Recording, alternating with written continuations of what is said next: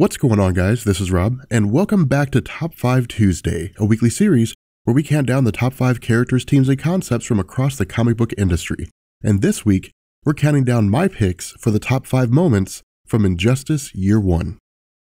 Number 5. Superman kills the Joker. As a comic series, it serves as a prelude to the events of the video game. Injustice has just as many awesome moments as it does philosophical moments. After being tricked by the Joker into killing his own wife, Lois Lane, along with their unborn child, and after blowing up Metropolis with a nuclear warhead, Superman travels back to Earth and punches a hole through the Joker. No questions asked. There's no debate, there's no discussion, no nothing. He just shows up in the middle of Batman's interrogation and kills the Joker. What made this moment so cool is that more often than not, Superman leaves Batman to deal with his own villains, even if they've done something in Metropolis. However, for Superman, this was personal. The Joker had waged a war against him and his family, costing the Man of Steel the two things he valued most. And so, like Anakin Skywalker, the death of Lois Lane and their unborn child sent the Man of Steel tumbling down the rabbit hole, resulting in a line being crossed that he couldn't come back from. Number 4. The Batman-Superman debate. So following the death of the Joker at the hands of Superman, both he and the Dark Knight get into one of the greatest fights of all time, except it's not a physical battle, it's more of a moral battle. Regardless of the differences the two have had over the years, whether it be their stance on society, the function of government, or criminals, the common ground that Superman and Batman have always shared was that they didn't kill unless there was no other choice. With Superman having killed the Joker, the common ground was smashed to pieces and the bridge between Batman and Superman went with it. In the eyes of Batman, Superman's incredible power, coupled with his steady increase in dictatorial policies as he eliminates dictators and imposes fear around the world, is turning society against the Man of Steel. But Superman doesn't care. In his mind, society should be scared. Corrupt politicians should be scared to take bribe money, rulers should be scared to set off a nuke, and criminals should be scared to pull the trigger. To Superman, Batman's willingness to allow the Joker to live was the cause of all of this, and in truth, the Joker should have died a long time ago. What this is a perfect example of utilitarianism. One man should die so that millions could live. For Batman, however, this is the reason why he doesn't kill. In his eyes, everyone potentially poses a threat to everyone else. If they as heroes with their vast strength or incredible resources began to use this as a legitimate argument to kill, in the end, the world would crumble and fall into a perpetual war of all against all. Furthermore, the story establishes the end of their friendship when a crisis brews as a result of Aquaman's actions. When Batman admits that Superman is a greater man than he is, Clark extends a metaphorical olive branch in asking Batman to join him. Turning away from this offer, the end of their friendship is solidified as the gap between the two widens to an impossible distance. Number 3. Superman vs. Aquaman.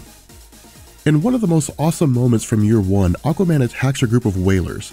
Considering this to be an attack on his kingdom, Aquaman sinks the ship and the fishermen along with it and takes up arms against the surface world.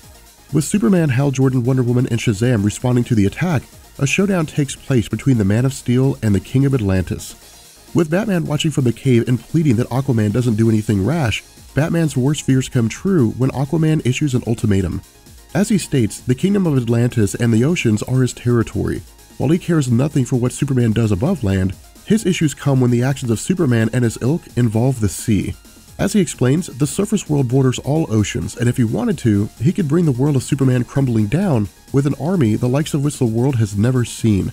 While Superman initially seems to give in to Aquaman's statement, his true intention is revealed when he gathers Wonder Woman and Hal Jordan by his side, stating that if Aquaman wants to demonstrate the power of the oceans, then Superman will demonstrate the power of the surface. Working together, the three lift Atlantis out of the water and carry it to the middle of the Sahara Desert. Number 2. Barry Allen's Crisis. In one of the most emotional and touching moments from the series, Barry Allen watches on as an unnamed man leads a protest against Superman, Wonder Woman, and the rest of the Earth's heroes due to their violent methods. While the kid is told to stand down but refuses to, Barry Allen watches on as this young boy is beaten within an inch of his life and paralyzed in the process. As one of the wild cards in Superman's regime, this moment went towards Barry Allen eventually switching sides against the Man of Steel. As he explains, he's the fastest man alive, and while he could have stepped in and stopped Superman and Wonder Woman, he chose not to. This sentiment is further compounded on when Barry Allen is led to the Advanced Sciences and Genetic Testing Laboratory by Batman in an effort to nudge the Flash away from Superman's side. It's at this point that Barry Allen learns this young man was named Mitchell Davies and had met Barry Allen personally and idolized the heroes of Earth. When Mitchell had risen up against Superman and Wonder Woman, in his mind, he was doing exactly what they would have done if the roles were reversed, and in the process, lost his ability to walk and quite possibly his life. Number 1. Alfred vs. Superman. As probably the greatest moment in the history of everything that's ever existed, Alfred single-handedly takes down Superman. With Year 1 seeing an influx of multiple plot threads like Lex Luthor developing super pills that give someone the same powers of Superman, the death of Green Arrow and so on, Batman had taken one of the pills, analyzed its information, and found a way to synthesize it.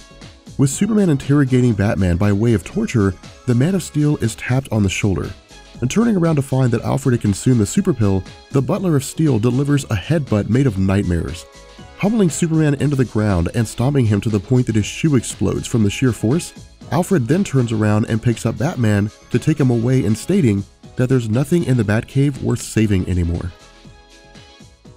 With that being said, we're going to bring this video to an end and let me know how you guys feel about Injustice. Do you love it? Do you hate it? Do you wish it never existed? Let me know, and I will catch you guys later. Peace.